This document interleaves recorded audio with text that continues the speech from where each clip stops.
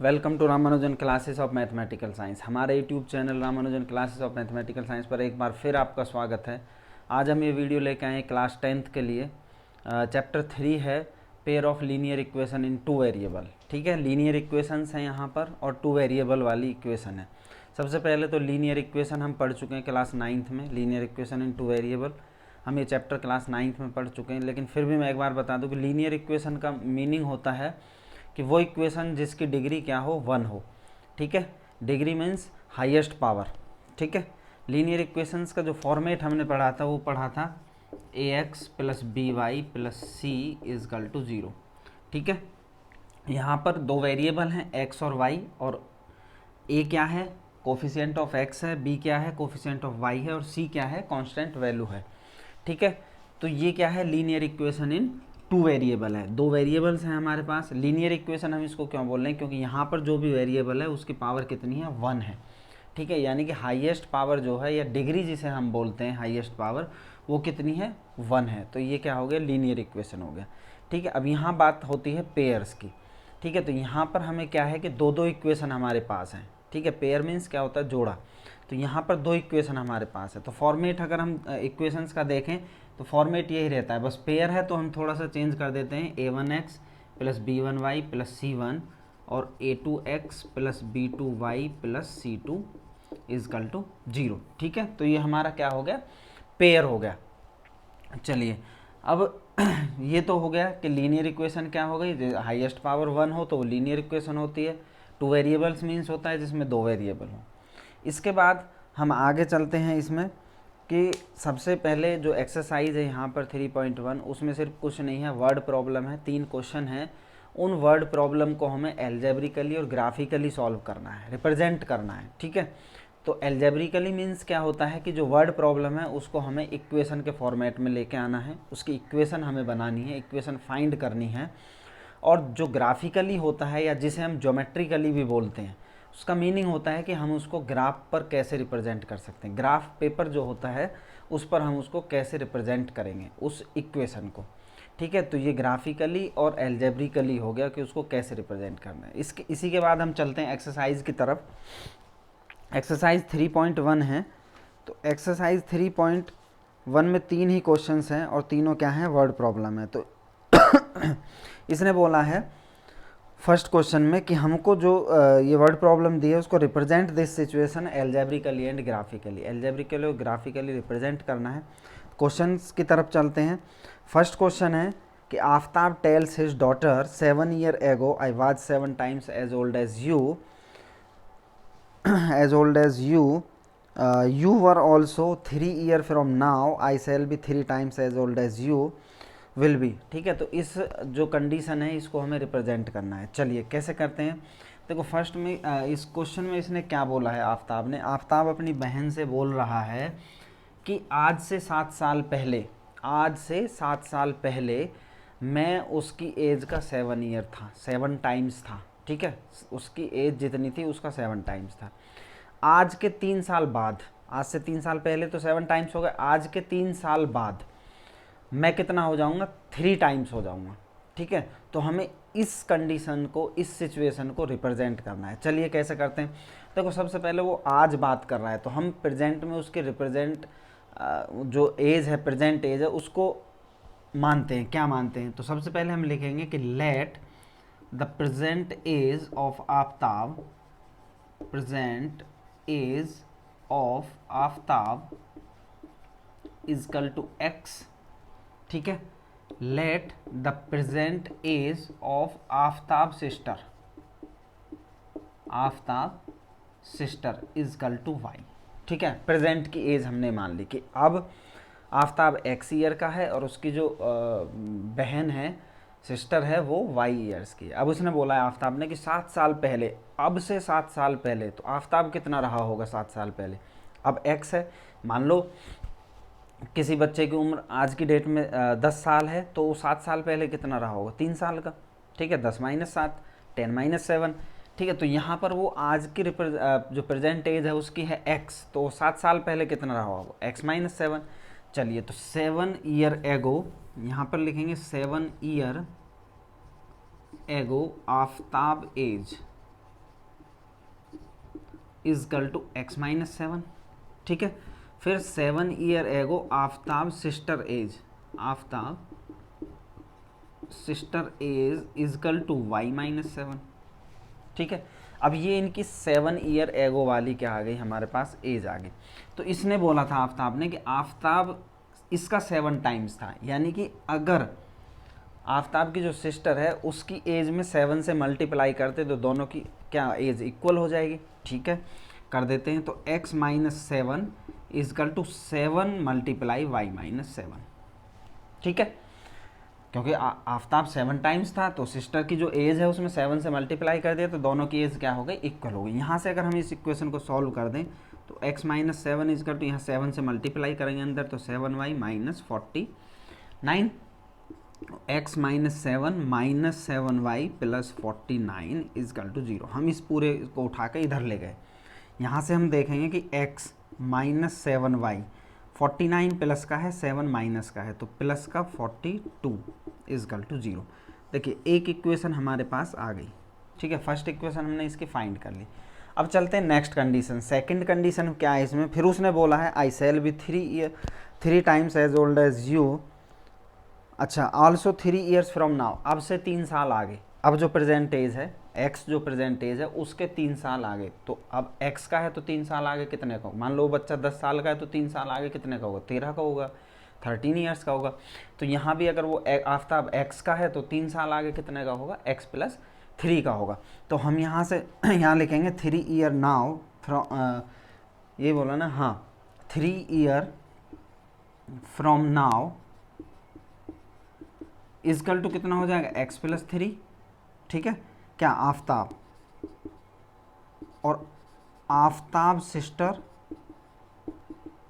कितनी हो जाएगी, y प्लस 3, ठीक है। चलिए इसी के बाद हम यहाँ से साफ करते हैं थोड़ा, ये इक्वेशन है हमारे पास। चलिए अब 3 ईयर वाली बात आई तो उसने बोला 3 टाइम्स हो जाएगा, वहाँ 7 टाइम्स हो रहा था, यहाँ 3 टाइम्स हो रहा था। इसका मतलब क्या है कि जो आफ्ताब की एज है वो 3 टाइम्स है किसका, उसकी बहन की एज का। तो बहन की एज में अगर हम 3 से मल्टीप्लाई कर दें तो इक्वल हो जाएगा। यहाँ भी हम इस इक्वेशन को सॉल्व कर देंगे, x plus 3 equal to 3y plus 9। इसको सॉल्व करेंगे, x plus 3 minus 3y plus 9, तो x माइनस 3y, इसको हमने इधर लिया है इक्वल टू 0। अब इस ये देखो 9 प्लस का है, 3 भी प्लस का है, तो प्लस का कितना हो गया हमारा 12 इजकल टू 0, ठीक है। x प्लस 3 टाइम्स से बोला, हाँ 3 टाइम्स से बोला, तो 3y प्लस 3 3 जा 9, तो x प्लस 3 माइनस 3y, अच्छा ये प्लस का है, यहाँ आके 9 माइनस का होगा तो ये माइनस का कितना बचेगा, 6 बचेगा, ठीक है। चलिए इसके बाद हमें क्या आ गई, सेकंड इक्वेशन भी हमने फाइंड कर ली। अब देखो इन दोनों का एल्जेब्रिकली तो क्या हो गया, रिप्रेजेंट हम कर चुके हैं, एल्जेब्रिकली रिप्रेजेंट हो गया। फर्स्ट इक्वेशन ये हो गई, सेकंड इक्वेशन ये हो गई। अब इसको हमें करना है ग्राफिकली रिप्रेजेंट।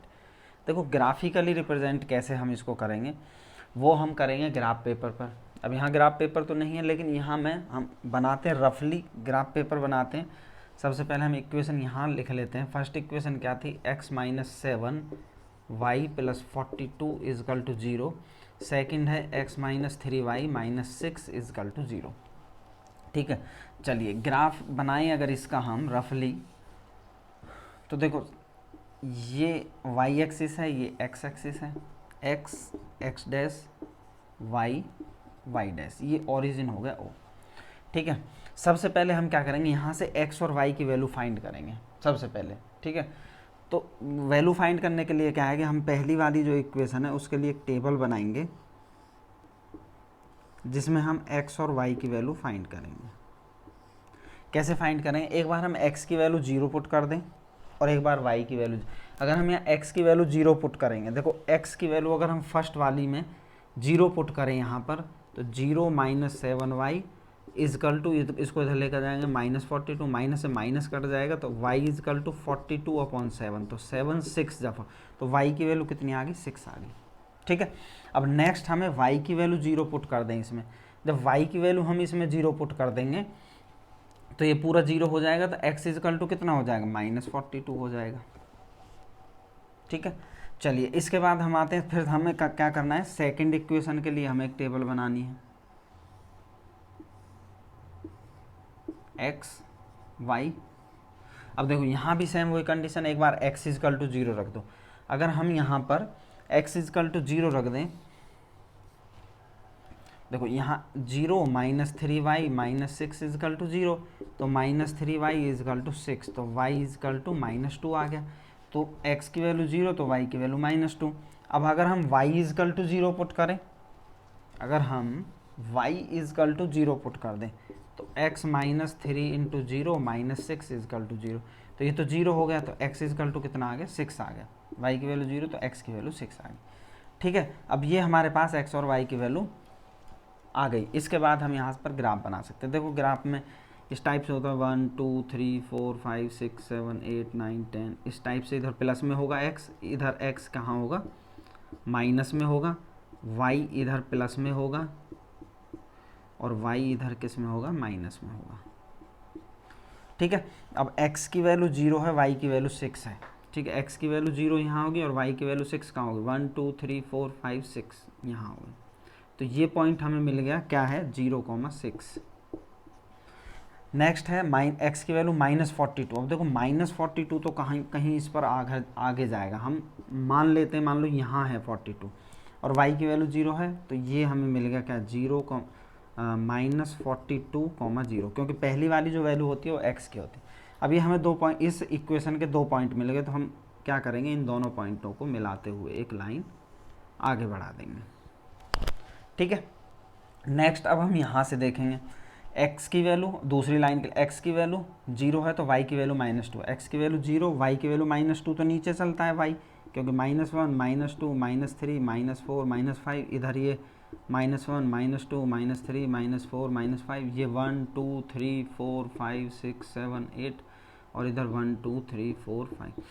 ठीक है, x की वैल्यू 0 और y की वैल्यू -2, तो यहाँ आ गया एक पॉइंट। तो अब x की वैल्यू 6 और y की वैल्यू 0, x की वैल्यू 6 यहाँ होगी, ठीक है, और y की वैल्यू 0, तो ये है ही, तो एक पॉइंट हमें मिलेगा। तो ये 2 पॉइंट हमें मिल गए। अब इनको मिलाते हुए हम क्या करेंगे, लाइन आगे खींच देंगे। ठीक है, बस ये हो गया हमारा क्या, ग्राफिकली या ज्योमेट्रिकली रिप्रेजेंटेशन। ये रफली है, ठीक है, आप ग्राफ पेपर पर ऐसे ही बनाना है। चलिए इसके बाद आता है question number second. Question number second की अगर हम बात करें,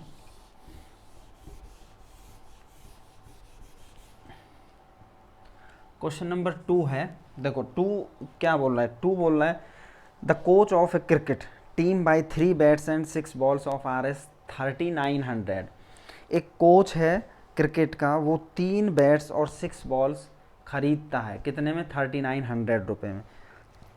लेटर कुछ दिन बाद क्या करता है, एक बैट और 2 बॉल और ख़रीदता है, सेम काइंड 1300 की, मतलब उसी टाइप की 1300 रुपये में। तो रिप्रेजेंट दिस सिचुएशन एल्जेब्रिकली और ग्राफिकली।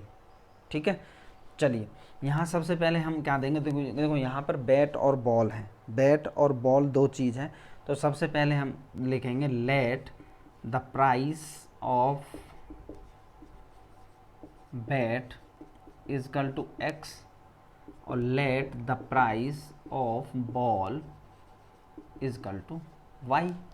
ठीक है, अब उसने क्या बोला है कि ये तो एक बॉल का है, ठीक है, ये एक बैट का है, 1 बैट और 1 बॉल। ठीक है, 1 बैट का प्राइस x, 1 बॉल का प्राइस y। अब उसने क्या बोला, उसने बोला 3 बैट है, तो 3 बैट का प्राइस कितना होगा, 3 इंटू एक्स प्लस उसके साथ और क्या है, 6 बॉल्स हैं, तो 6 इंटू बॉल की वैल्यू y। कितने रुपए में खरीदता है, 3900 में। अब देखो यहाँ से इक्वेशन 3 इंटू एक्स क्या होगा, 3x, 6 into Y 6y is equal to 1300। देखो ये पूरी इक्वेशन क्या है, 3 से डिवाइड हो सकती है, ये भी 3 से डिवाइड होगा, ये भी। तो ये क्या हो जाएगा, x प्लस 2y, 3 2 6 होता है, और ये क्या हो जाएगा हमारा 1300। चलिए एक इक्वेशन हमें फाइंड कर चुके हैं हम। अब आता है नेक्स्ट कंडीशन। इसने क्या बोला है, नेक्स्ट कंडीशन बोला कुछ दिन बाद उसने सेम कंडीशन, सेम काइंड की, जो एक बॉल और एक बैट और 2 बॉल खरीदे। ठीक है, another bat and 2 more balls of the same kind of 1300। Same condition है 1 एक बैट प्लस 2 बॉल कितने में 1300 में। तो ये क्या हो जाएगा 1 इंटू एक्स क्या होगा x, 2 इंटू वाई क्या होगा 2y इज इक्वल टू 1300। ये हमें सेकंड इक्वेशन फाइंड कर चुके हैं। ठीक है, तो ये क्या हो गया एल्जेब्रिकली हमने रिप्रेजेंट कर दिया। इसके बाद आता है ग्राफिकली या ज्योमेट्रिकली। सेम हमें वही कंडीशन करनी है। हमें सबसे पहले वही टेबल बनानी है x और y के लिए जो फर्स्ट क्वेश्चन में मैंने बताई थी x y। ठीक है, एक बार x की वैल्यू 0 रख दो, एक बार y की वैल्यू 0 रख दो। यहाँ x की वैल्यू 0 रखोगे तो y की वैल्यू 750 आएगी और y की वैल्यू 0 रखोगे तो x की वैल्यू 1300 आएगी। ठीक है, इस वाली कंडीशन के लिए हम क्या करेंगे, फिर से वही टेबल बनाएंगे x y, x की वैल्यू 0 रखो एक बार, y की वैल्यू, x की वैल्यू यहाँ 0 रखोगे तो y की वैल्यू क्या आ जाएगी 650 आ जाएगी और y की वैल्यू 0 रखोगे तो x की वैल्यू 1300 आ जाएगी।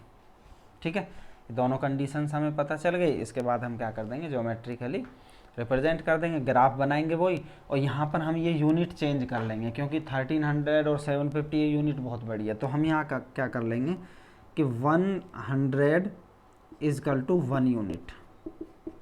तो ये क्या हो जाएगा 1300 इज इक्वल टू 13 यूनिट। ठीक है, तो ये 7.5 हो जाएगा, ये 6.5 हो जाएगा और जो ग्राफ पर आसानी से रिप्रेजेंट हम कर सकते हैं। ठीक है, तो ग्राफ पर तो आप रिप्रेजेंट कर ही लोगे, फर्स्ट क्वेश्चन मैंने बता दिया, उसी टाइप से आपको रिप्रेजेंट करना है। चलिए इसके बाद आता है क्वेश्चन नंबर 3। क्वेश्चन नंबर 3 क्या कह रहा है, क्वेश्चन नंबर 3 की अगर हम बात करें, देखो बहुत इंपॉर्टेंट चैप्टर है, बहुत ही इंपॉर्टेंट चैप्टर है। ये आपने 9th में भी पढ़ा है, 8th में भी इक्वेशन का चैप्टर है। ठीक है, बहुत इंपॉर्टेंट चैप्टर है, अच्छे से प्रैक्टिस करना है। एनसीईआरटी में लिमिटेड क्वेश्चंस हैं, लेकिन एनसीईआरटी के एग्जाम्पलर में बहुत सारे क्वेश्चंस हैं, तो वहाँ से प्रैक्टिस आपको करनी है। चलिए क्वेश्चन नंबर 3 की तरफ चलते हैं। The cost of 2 kg of apples and 1 kg of grapes on a day was found to be Rs 160 after month the cost of 4 kg of apples and 2 kg of grapes is Rs 300। Same represent, इस situation को represent करना है। तो यहाँ भी हम क्या करेंगे, let 1 kg apple price is equal to x और let 1 kg grapes price is equal to y। ठीक है, अब देखो उसने क्या बोला है 2 kg of apples, 1 kg x है तो 2 kg कितने का होगा 2 इंटू एक्स, और साथ में क्या खरीदा है ग्रेप्स खरीदे हैं कितना 1 kg, तो 1 इंटू वाई रुपये का। टोटल कितने में खरीदा है दोनों 160। तो यहाँ क्या हो जाएगा 2x plus Y is equal to 160। देखो फर्स्ट इक्वेशन हमें मिल गई। इसके बाद आता है सेकंड कंडीशन, उसने क्या बोला कि 1 मंथ बाद फिर उसने दोबारा 4 kg एप्पल्स और 2 kg ऑफ ग्रेप्स खरीदे हैं 300 रुपये में। अब चलिए 4 kg एप्पल्स हैं, 4 इंटू एक्स हो गया, प्लस 2 kg ग्रेप्स हैं तो 2 इंटू क्या होगा y इज इक्वल टू कितने में 300 में। तो ये आ गया 4x plus 2y is equal to 300। ठीक है, देखो इस कंडीशन में हम क्या कर सकते हैं, इसको 2 से डिवाइड कर सकते हैं, ये 2 से डिवाइड हो जाएगा, ये भी और ये भी। तो ये क्या आ जाएगा हमारा 2x plus Y is equal to 150। ठीक है, ये दोनों इक्वेशन हमें क्या कर दी फाइंड हो गई। एल्जेब्रिकली हमारा रिप्रेजेंट हो चुका है, अब हमें करना है ज्योमेट्रिकल रिप्रेजेंट। ज्योमेट्रिकल रिप्रेजेंट के लिए सेम वही कंडीशन हमें करनी है, x और y की वैल्यू हमें फाइंड करनी है, टेबल बनानी है। ये हो गया हमारा x, ये हो गया हमारा y। ठीक है, एक बार x की वैल्यू हम 0 रख देंगे तो y इज इक्वल टू 160 आ गया, एक बार y की वैल्यू 0 रख देंगे तो 2x इज इक्वल टू क्या हो जाएगा 160। ठीक है, चलिए यहाँ देखो 2x प्लस y की वैल्यू हमें 0 रखनी है इज इक्वल टू 160। तो 2x इज इक्वल टू 160, तो x इज इक्वल टू क्या आ गया 160 अपॉन 2 कैंसिल आउट हो गया 80। तो x की वैल्यू कितनी आ गई हमारी 80 आ गई। ठीक है, यही फर्स्ट कंडीशन से पहले x को 0 रखा था। ठीक है, तो ये तो 0 हो गया, तो y इज इक्वल टू क्या आ गया था 160 आ गया। सेकंड वाली इक्वेशन में भी सेम हमें वही करना है, x और y की वैल्यू, ये x हो गया ये y हो गया, x की वैल्यू 0 पुट कर दो यहाँ पर, तो 2 into 0 plus Y is equal to 150। तो y इज इक्वल टू ये तो 0 ही हो गया तो 150 आ गया। ठीक है, तो ये क्या हो गया 150। अब y की वैल्यू अगर हम 0 रख दें, y की वैल्यू तो 2x प्लस 0 इजकल टू 150 है, तो 2x इजकल टू 150, तो x इजकल टू 150 अपॉन 2, तो ये कितना आ गया 75, तो ये हमारा आ गया 75। ठीक है, अब इसको हम क्या करेंगे, ग्राफिकली रिप्रेजेंट कर देंगे, ज्योमेट्रिकली। रिप्रेजेंटेशन आसान है, कोई दिक्कत है ही नहीं, ग्राफ बनाना है और उस पर रिप्रेजेंट, जैसे फर्स्ट क्वेश्चन में हमने किया था। ठीक है, चाहे तो यहाँ भी आप लिख सकते हो 10 equal to 1 unit, 10 equal to 1 unit ले लोगे तो ये 8 यूनिट हो जाएगा, ये 16 हो जाएगा। ठीक है, ये 7.5 हो जाएगा, ये 15 हो जाएगा। ठीक है, उसके हिसाब से हम उसको ग्राफ पर रिप्रेजेंट कर देंगे। देखो बहुत अच्छा चैप्टर है, बहुत सिंपल चैप्टर है, वैसे भी बड़ा भी है चैप्टर और काफ़ी मार्क्स का आता है। ठीक है, तो इसके लिए रेगुलर प्रैक्टिस रखिए। ठीक है, प्रैक्टिस करने के लिए एनसीईआरटी का एग्जाम्पलर आता है, बाकी और बहुत सारी बुकें आती हैं। ठीक है, तो आप किसी से भी कर लिए। मेन फंडा है कि आपका बेसिक क्लियर होना चाहिए। बेसिक क्लियर है तो आप कोई भी बुक उठा के किसी से भी क्वेश्चन को सॉल्व कर सकते हो। ठीक है, जब तक बेसिक क्लियर नहीं है तो कुछ नहीं कर पाओगे। तो ज्योमेट्रिकली आप कर ही लोगे, इसको ज्योमेट्रिकली रिप्रेजेंट करना है। चलिए इसको मैं करके बता देता हूँ ज्योमेट्रिकली कैसे रिप्रेजेंट करना है। यहाँ तक तो हो गया ही। यहाँ x और y वही सेम, x एक्सिस और y एक्सिस। यहाँ 0 हो गया, 1 2 3 4 5 6 7 8 9 10, 1 2 3 4 5 6 7 8 9 10 11 12 13, 1 2 3 4 5 6 7 8 9 10, 1 2 3 4 5 6 7 8 9 10। ठीक है, देखो अगर हम यहाँ मान लें 10 इजकल टू 1 यूनिट, तो यहाँ 80 इजकल टू कितना हो जाएगा 8 यूनिट। ठीक है, और 160 इजकल टू 16 हो गया। अब देखो 16 भी हमें चाहिए, तो और बढ़ा लेंगे हम इसको। देखो y को हम यहाँ पर और बढ़ा लेंगे ऊपर, कितना जहाँ तक भी जाएगा ये 16 तक आएगा, क्योंकि ये 15 तक आएगा यहाँ पर। चलिए x की वैल्यू 0 और y की वैल्यू कितनी है 160, यानी कि 16, तो 16 मान लो यहाँ है। तो एक पॉइंट हमें ये फाइंड होगा क्या 0,160। दूसरा है 80, यानी कि 8, x की वैल्यू 8, 1 2 3 4 5 6 7 8 ये मान लो, तो ये हो गया हमारा क्या 8,0। ये 2 पॉइंट हमें मिल गए, हम इसको मिलाते हुए एक लाइन खींच देंगे। नेक्स्ट कंडीशन ये है 0,15, तो 0 और y की वैल्यू कितनी है 15 है, तो ऊपर ही है, यहाँ ही 16 ऊपर था तो यहाँ आ गया। 7.5 और 0, x की वैल्यू 7.5 कहाँ आएगी, यहाँ आएगी, क्योंकि ये 7 है तो इसके बीच में आएगी, और 0 ये है ही। इन दोनों को मिलाते हुए ये लाइन खींच देंगे। ठीक है, तो ये क्या हो गया हमारा ग्राफिकली रिप्रेजेंट हो गया।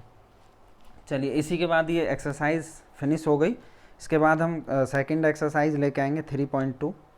ठीक है, आज के लिए इतना ही। देखो प्रैक्टिस कीजिए अच्छे से, मैथमेटिक्स बहुत आसान सब्जेक्ट है, बस प्रैक्टिस का खेल है। प्रैक्टिस करते जाओगे तो इंटरेस्ट भी आएगा करने में। जो बच्चे बोर होते हैं ना, वो 1-2 दिन का ही खेल होता है, उसके बाद जैसे जैसे हमारा बेसिक क्लियर होने लगता है तो इंटरेस्ट बढ़ जाता है। और ये ऐसा इंटरेस्टिंग सब्जेक्ट है, ऐसा इंटरेस्टिंग सब्जेक्ट है कि यही सब्जेक्ट है जिसको आप लगातार 3 घंटे भी पढ़ सकते हो, 4 घंटे भी एक साथ बैठ के, इतना इंटरेस्ट इसमें आ जाता है। बाकी और कोई ऐसा सब्जेक्ट नहीं है जिसको आप एक साथ बैठ के 3-4 घंटे पढ़ सको। ज़्यादा से ज़्यादा किसी भी सब्जेक्ट को 1 या 1.5 घंटे आप पढ़ पाते हो, फिर बोर हो जाते हैं।